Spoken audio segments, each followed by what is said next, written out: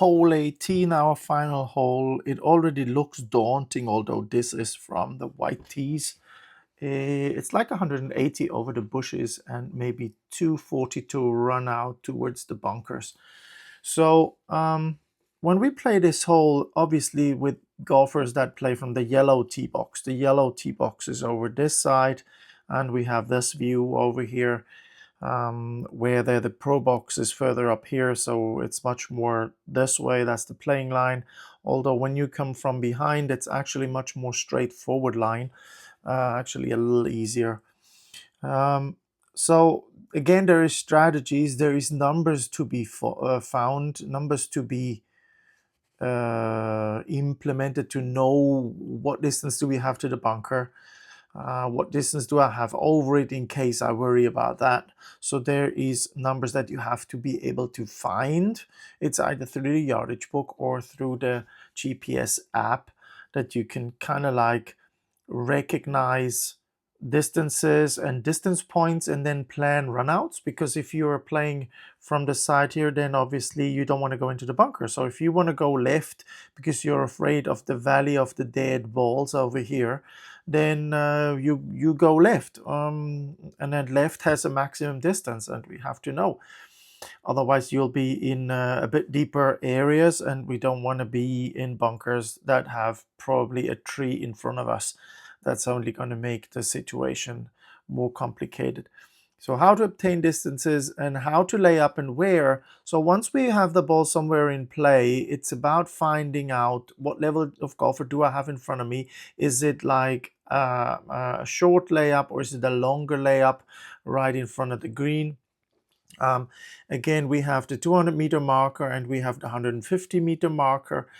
Because of the layout, when you're standing in the middle of the fairway, if you're in the middle of the fairway and you want to go for that flag behind there, you'd literally have to go over the bushes and over the water hazard to actually make it onto the green. Still, when you're on the right, it's a nearly blind shot. So sometimes for higher handicap, mid-handicappers, it's better to lay up.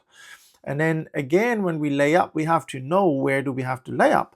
We don't want to know the bunker starts at 150 and then we want to play 150. We want to land earlier so it has time to run out and to then be in the right area. So all this is kind of like planning that we love doing with golfers. Then we have side hill chips around the green. So there is little mounds over this side where we can play all kinds of chip shots onto the green.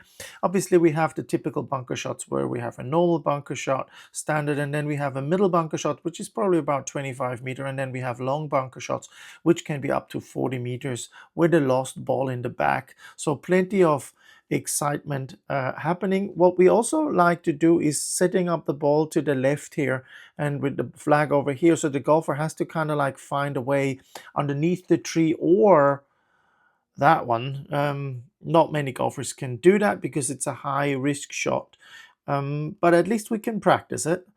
We don't mind if we lose a ball or two. These balls are sponsored by our golf school for our pupils, so they have free golf balls on the golf course. So if they lose a ball, no problem. Also, slopey green, we have one level up here and the other level down here, so we can play up and down all kind of areas. We can have chip shots, which are long chip shots. We can have short chips out of semi-rough. There's plenty of diverse practice happening here. So to finish this all off, there is the truth of the day, and there are two rules in life. And the first rule is never give out all the information on social media.